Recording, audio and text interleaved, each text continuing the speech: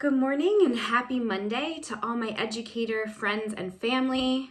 I hope that you are all safe and healthy and at home with your family and your loved ones. I wanted to first just hop on here and acknowledge all of you. I know that these last 2 weeks have been unprecedented, and I recognize that all of the educators and teachers and people in service are just going above and beyond to meet the needs of the students that you serve, your own families. And I just wanted to say thank you and show gratitude for all that you are doing. If you know me, you know that I am a huge advocate of educator well-being and self-care. And so as you're being inundated with resources for your own kids and for your students that you serve, all these online technologies and things that you can use, which are all beautiful, I just wanted to come on here and just take a minute to take a step back, hit the pause button, and just check in with you in terms of how you are doing. So with that self-care in mind, I just wanted to give you a few tips, and Tom and I had been talking about ways to serve you and help support you, and this is the best I got. So each week I'm going to try to launch just a little bit of a video to just kind of go over some concepts that I hold true to my heart, that I know that when there is outer chaos, which is exactly what we have right now, how do I tap back into that inner calm? And not just internally within myself, but also within my home and my household, because right now, there are a lot of things that are out of our control. You hear that term, control the controllables. So if we can flip that focus from everything that's out there and just start to go inward and really focus on what we're doing for ourselves, I think that that's in a really important space to enter, especially now. So this week, I just wanted to focus on what I call my AM and my PM bookends. So I recognize that routine right now could be completely out of the water in terms of it's not a priority for you. But I do just want to challenge you to think about the benefits from a stress standpoint of what a routine can really do for you. So I do suggest maybe thinking about and scheduling out at least portions of your day in order to help you thrive and to meet some of this self-care goals. So for morning routine, it can look like anything, but from a stress standpoint, when we wake up in the morning, our cortisol levels are at the highest that they will be for the rest of the day. The reason why our body does this, it produces cortisol, which is our stress hormone, is so it promotes us to get out of bed. It's like, let's go, let's get your day moving. But what tends to happen is if we keep in that level of high stress, then we stay either escalating our stress level or we stay at that really high stress level for the remainders of our day.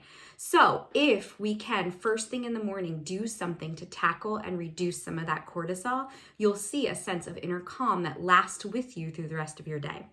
So it could be something as simple as taking 3 deep breaths, or doing a gratitude practice, or even just thinking about and setting an intention around how can I schedule some me time in throughout my day?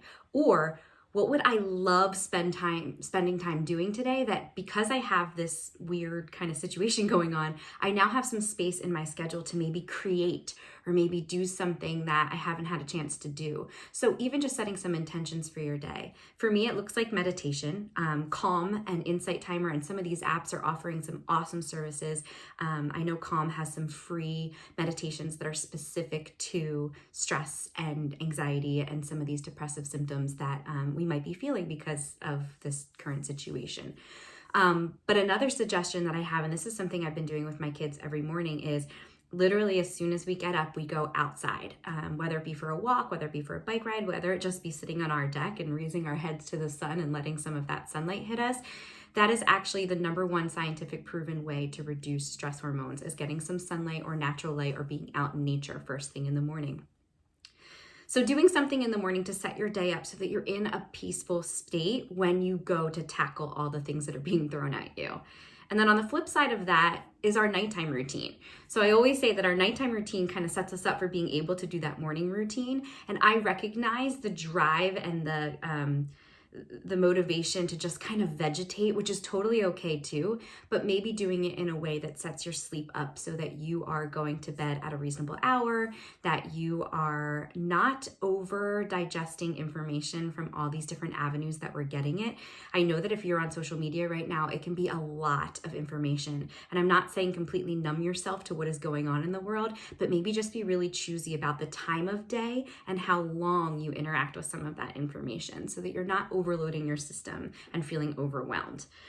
So those are my suggestions for this week, just being really intentional with how you're starting your day and how you're ending your day. And if you can formulate that thought process of how am I doing something that is specifically for me, and it can be anything. I literally was on the phone yesterday on FaceTime with my best friend. She just had a baby. So you can imagine all the heightened levels of anxiety there. And she was like, her husband every single day takes a 30-minute drive. So his form of me time is I'm just getting out of the house for a minute, I'm going for a drive. So kind of figure out what that looks like for you and then be sacred with that space. This is something that you're doing. This is something that you're going to set aside for you.